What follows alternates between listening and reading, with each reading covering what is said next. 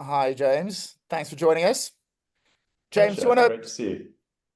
you want to introduce yourself, and then we'll pass over to you. Yeah, let's dive in. Let's segue from digital marketing to offshore sales. Cool. Can you see my full screen? Yeah, all good. Okay, great.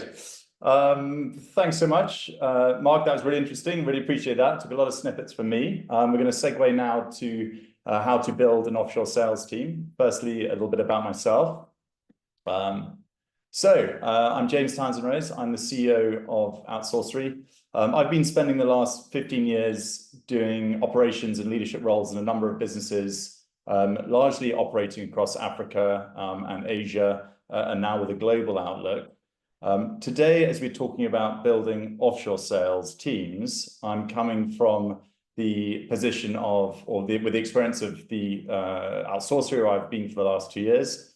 And Outsourcery, we help entrepreneurs, just like many of you on the call, access great talent, part of which is building offshore sales teams.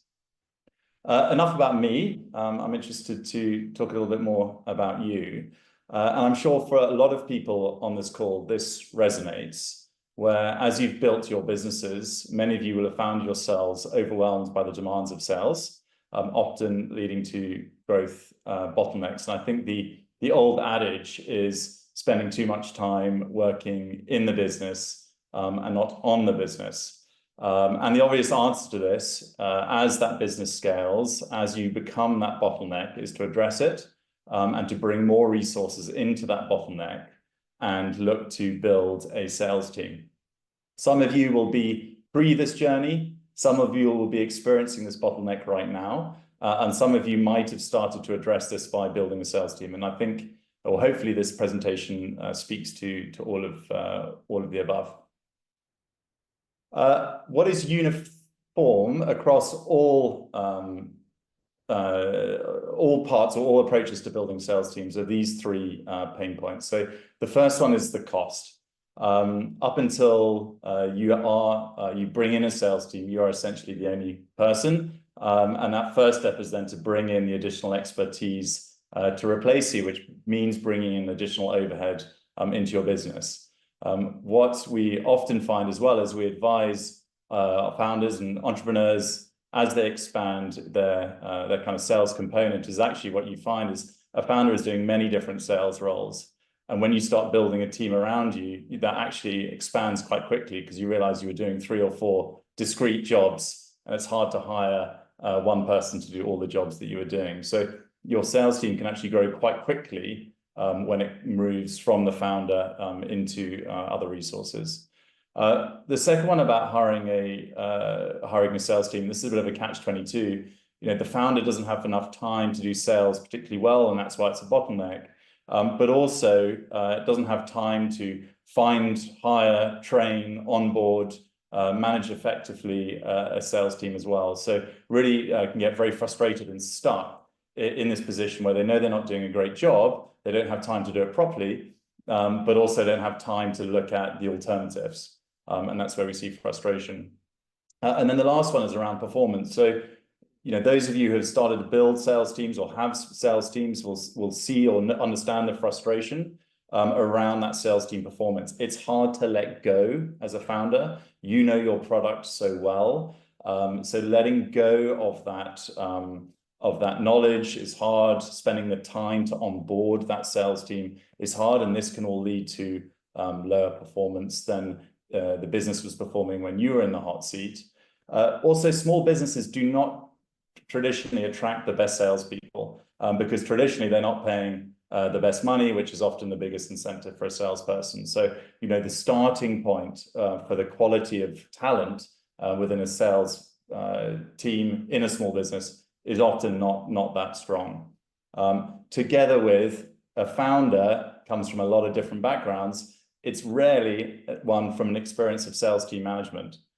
So, managing sales team, incentivizing sales teams, working with sales teams to increase performance. And this is another reason why starting a sales team can struggle. Okay, so we've identified one of the pain points around building a sales team, and just want to get some jargon out of the way because there's a lot of jargon when it comes to sales. So first of all, just some options available to you when you're thinking about growing a sales team. The first one is, in-house or in-source. This is the more traditional approach to building a sales team, where you're hiring people into the business. They're on your P&L, they're coming into the office. Perhaps they're remote or hybrid, so working some from the office, from home, but essentially they're your cost and they're yours to manage. The second one is offshore. So these are sales staff that are located in a different country, often a lower cost region, to take advantage of those cost benefits. More often than not, if you go offshore as an option, these people are outsourced. Outsourced meaning they don't sit on your P&L. It's more like a business-to-business relationship, and you wouldn't have HR responsibilities, but not always. So most offshore relationships are outsourced. Most outsourced approaches are offshore, but it's not always the case. And then the third option is hybrid or blended, where you combine elements of in-house and offshore. And this might be because you want to hold or keep some of the experience closer to you, perhaps more some of the technical skills, perhaps more some of the scalable skills you want to offshore. So there's various options here. For the purposes of this presentation, because it comes from my position of experience, I'm really going to focus on offshoring and outsourcing as the combination, but I'll refer to it as offshoring. So why would you think about doing this approach as opposed to any of the others? So the first one is that cost effectiveness. And again, I come back to those three pillars of cost, time, and performance. So this offshoring is the most cost-effective way to scale a sales team because it's often taking advantage of a difference in salaries. You can essentially employ a sales team at a lower cost. It's really as simple as that. You can also access a much more diverse sales team. So if you put a pin in the map of where your company is and you draw a radius of half an hour's drive, that's probably all the people who you could attract into your business, assuming that's a kind of reasonable commute. As soon as you go offshore, you've now got, and you're dealing with a remote type of environment, you've now got obviously 8 billion people to operate with. So your talent pool is just that much bigger. And that talent pool comes with various different skill sets like multilingual capabilities, different experiences in different industries, and lots of different expertise. So you really can access a much wider talent pool than you can when you are going in-house.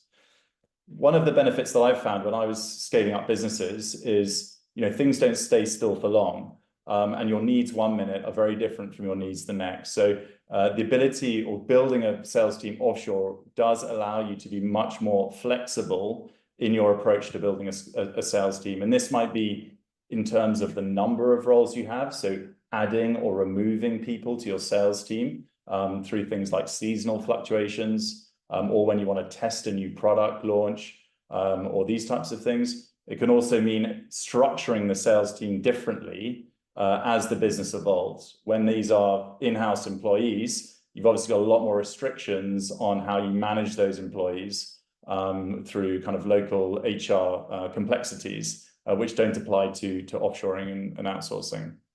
And the last benefit of this approach, and again, I'm assuming when we talk about offshore, this is all outsourced, the sales talent is employed by someone else. So you don't have a lot of those headaches of managing, hiring, recruiting, performance, incentives, et cetera, holiday leave that you do if they're yours. And these are some of the big headaches that one has when you're a small business and you're running a sales team of perhaps one other or two other people at the start, and you are heavily impacted by some of those complexities of managing the quality in the sales team that's so small.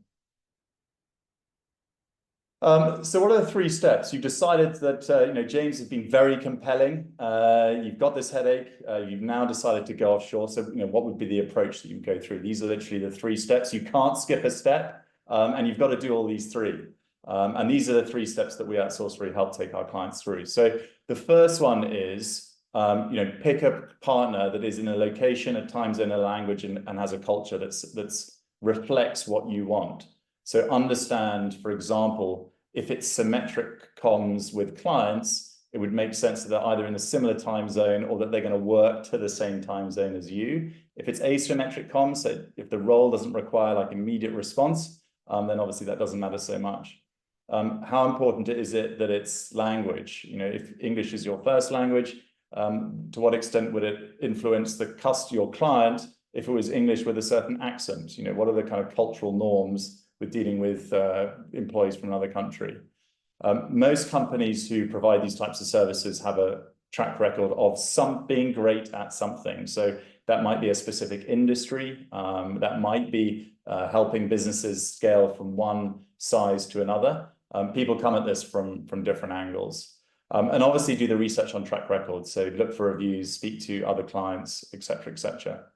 One of the key benefits to this approach is that scalability. So understand the readiness of this potential partner to scale with you. You know, how flexible are they? How quickly can you add people to the team or remove them is also important. You know, some things don't go right and you do have to start pulling people out of teams. And how flexible are they so that you see minimum impact on your P&L as things scale up and down.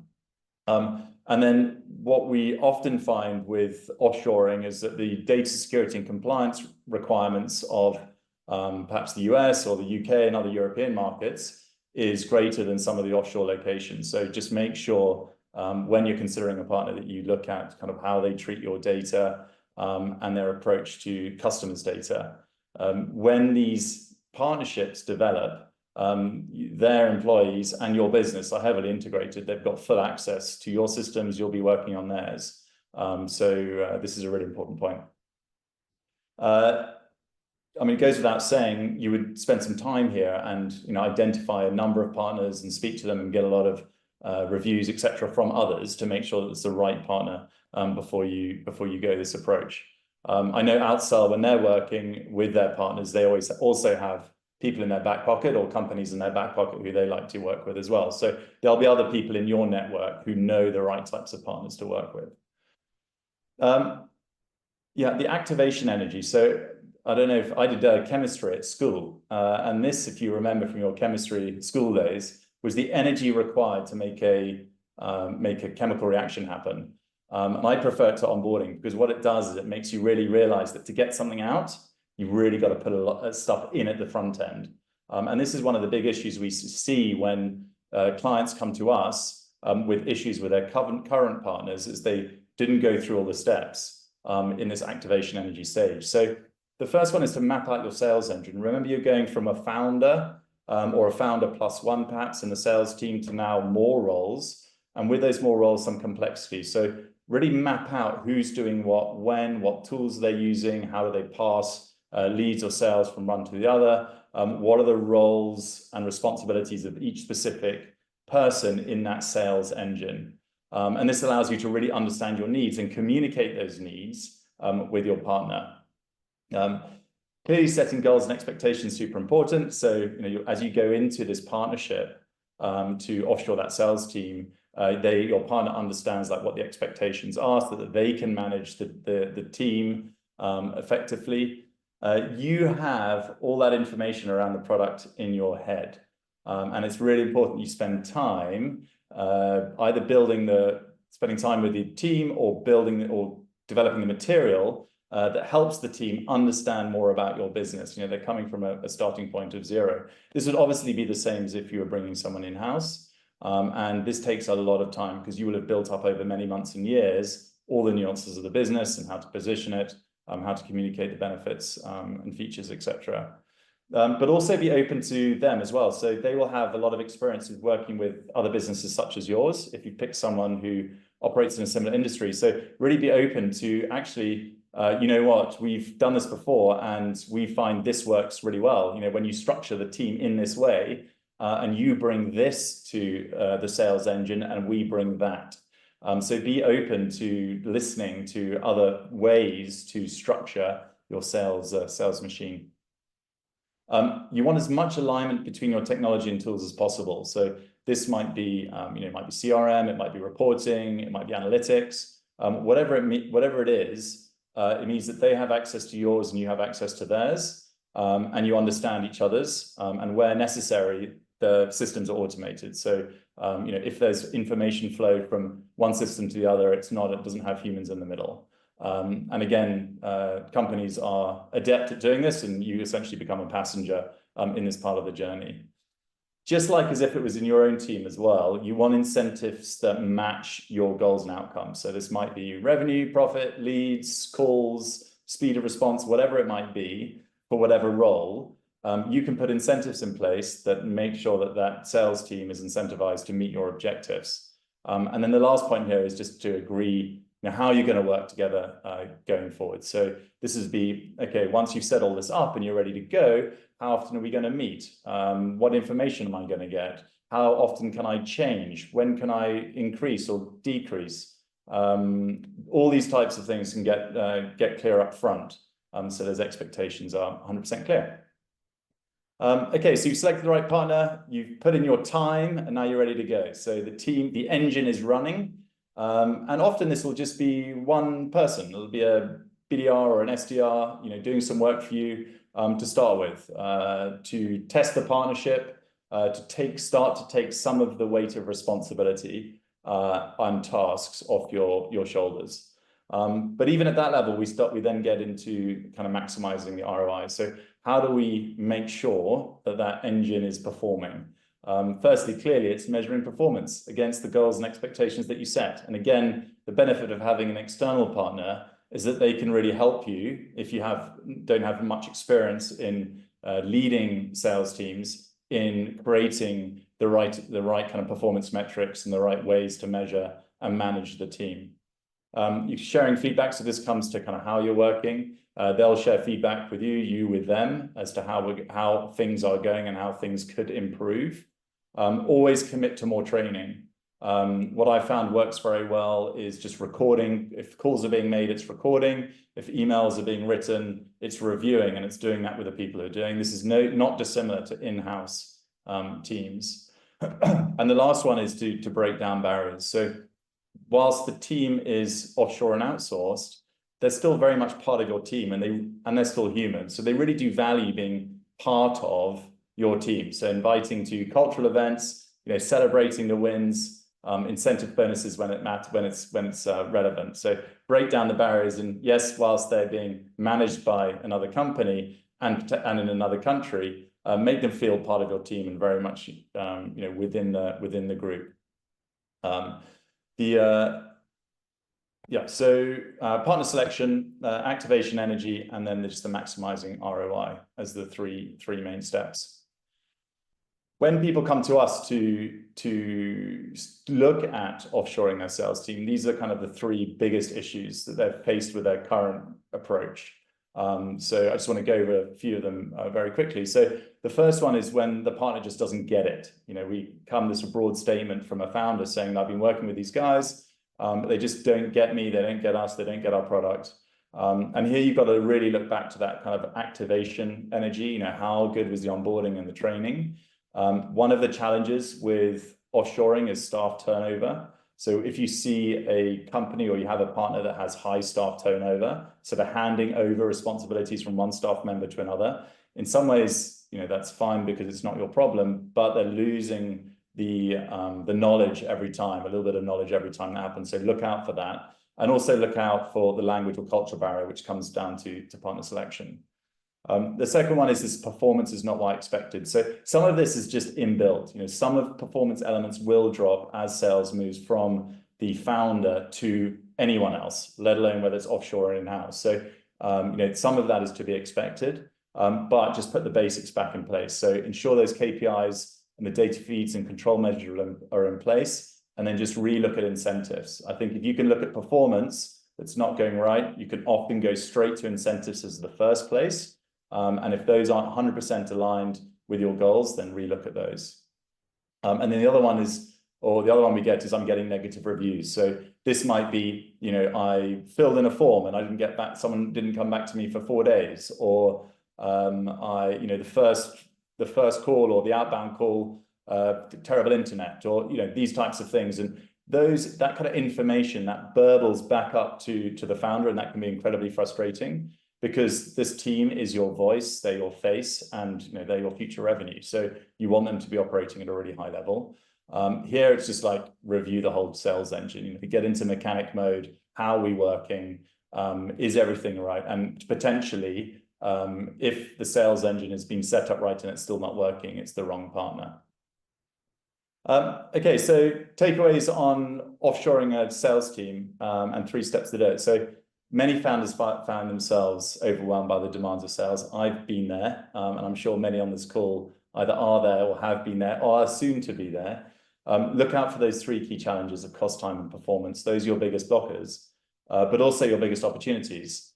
I consider building an offshore sales team as a really good approach to addressing these 3. There are other versions, but I think this is one that everyone should consider. And just go through those 3 steps. So partner selection, activation energy, and maximizing ROI. And you can't go too far wrong. They've got to be done in order, and you can't skip a step. And that's me. Open to Q&A. And if anyone's interested in follow-up afterwards, there's my email address, or reach out to me on LinkedIn. Thanks so much, James. James, quick question. Yeah. When we say sales teams, it's very broad, right? And I guess there's sales assistants, there's SDRs, there's AEs, there's business development managers. What sort of sales team, what sort of roles do you think this works best for? Traditionally, what we see primarily is it starts with SDRs. So that's often the first role that we will start working with a founder on.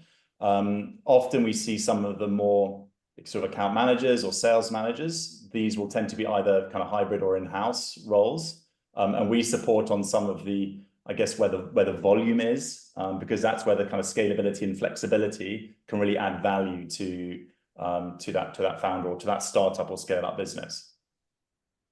Makes sense.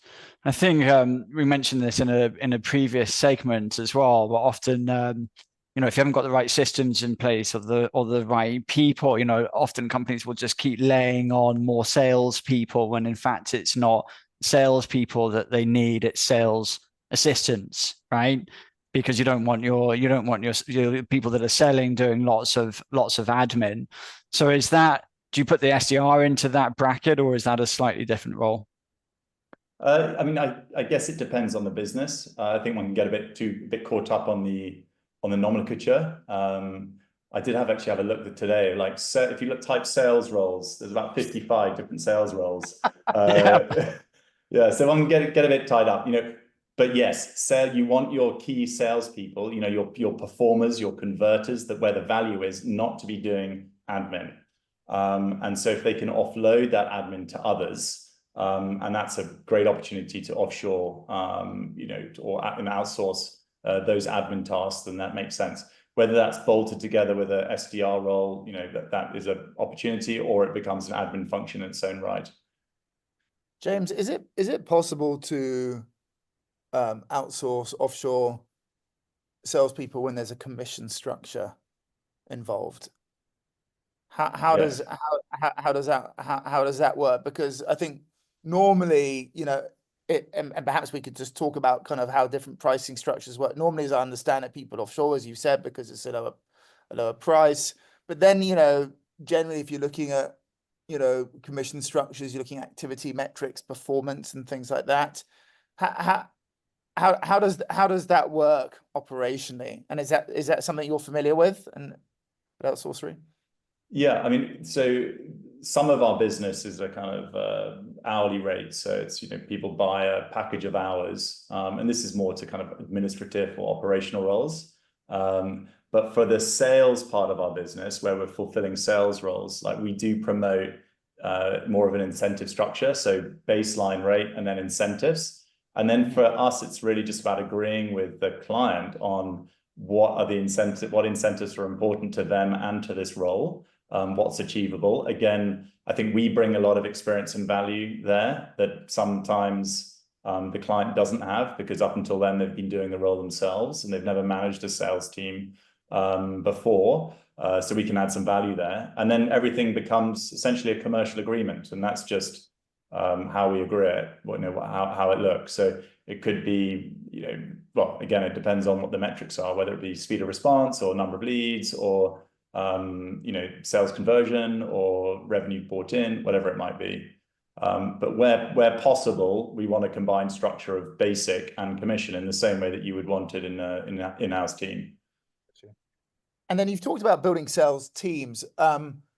Is there a point that, the team will reach a size that it needs a leader, a manager? Is that something that you can also outsource? Yes, you can. Yeah. I mean, this is where the hybrid model often comes in. So we see, the sales leaders, call it a sales director or sales team lead, is more often than not in-house. And then we'll be managing, largely because the founder or CEO wants to sit next to and eyeball the sales director or sales manager and control performance in-house. But then the work or a lot of the work is done out. But it is possible, but it's less usual. Okay. There was one other thing I wanted to ask you. There's another term I don't think you mentioned. There was offshoring, but there's also a much bigger term which I think is more relevant for sales, called nearshoring. Can you talk about that and why? Is that just time zone, or are there cultural associations with nearshoring versus offshoring? Yeah, I mean, as I understand it, nearshoring is essentially offshoring to the country next door or to a similar place. So it's just another sort of amoeba-like term that's spawned out of another. So look, I think often time zone is important. That's what it comes down to. So if you look at what are the more logical kind of north-south routes of offshoring, it is US companies offshoring to Central America, South America. It is the UK and Europe offshoring to South Africa. And then Southeast Asia can pick up a lot of both the US and European business because culturally the team there are much more flexible to totally changing their living hours to suit the local market. So actually you'll find specifically in the Philippines, teams operating to US hours or European hours or UK hours. So I mean, nearshoring is useful because you're getting this kind of time zone. And yes, culture. So, say US to Mexico, a lot of travel, neighbors, a lot of history, language, Spanish speaking, that's obviously a sort of benefit. But essentially the benefits are similar to offshoring. It's largely a cost benefit with the time zone being particularly highly placed in value. I think there's the obvious point with nearshoring in terms of the geographical, nearness, but it was also felt a little bit like a rebranding exercise because generally, offshoring, there was this, for a long time, there was a kind of perception that offshoring was, low quality, cheap. It's the same with web design development to India, right? And I think like with any of these things, there's, as you talked about before, there's bad partners and there's good partners. But it always felt to me like nearshoring was the kind of exercise in reclaiming that. Quite possibly. Yeah, quite possibly. James, are there any types of businesses that you would think that it can't work outsourcing a sales team? Apart from the obvious of, shop, working in a shop and helping people try on a shirt or trousers. No, I think, if it can be done remotely, it can be offshored. I think it's more specific to the role perhaps than the industry. But yeah, I don't think it's not industry. It's industry agnostic, call it. Yeah, if it can be done remotely, it can be offshored. So you talked about some of the ways that this goes wrong, but again, perhaps it can be done in any situation. But what are the most common mistakes that you see? We talked about coaching or sales processes. When do you see this kind of fail again and again? It's in that activation energy stage. I think the temptation is, for a founder, if you think about their pain point, they're so busy And now they're so relieved to have found a partner, to have, putting this new process in place. At last, I'm going to get some time to work on the business and not in the business. And they just exit from that role in that sales engine a little bit too fast. They don't do the handover of the product knowledge. They don't ensure that all the performance metrics are in place. They don't look at incentives. They don't make sure that the kind of working relationship is firmly established and expectations are met. And then it comes to stage 3 and the performance drops and they're looking to kind of optimize, but you can't do that unless the foundations are in place. And then you find this kind of going back, step 2, step 3, step 2, step 3. And often that then falls over to, actually, you're a crappy partner and I'm out. And I go back in. But, this is where the challenge is, because as a founder entrepreneur, you're so busy, to be told when you have a partner, you've just got this partner who's going to take all the work off you. And they say, actually, I'm going to need 40 hours this month to make this work. And you're like, well, I just hired you to take all the work off me, not give me more work.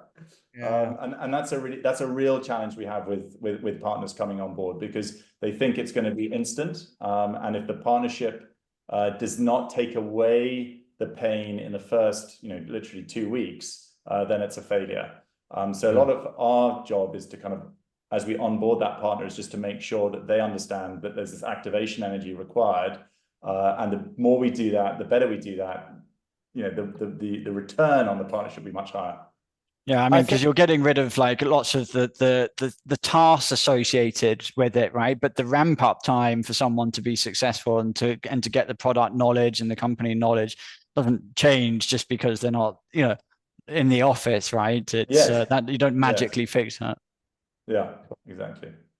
Thanks so much, James. Really appreciate having you join us. Pleasure. Thank you, and thanks for the questions. James.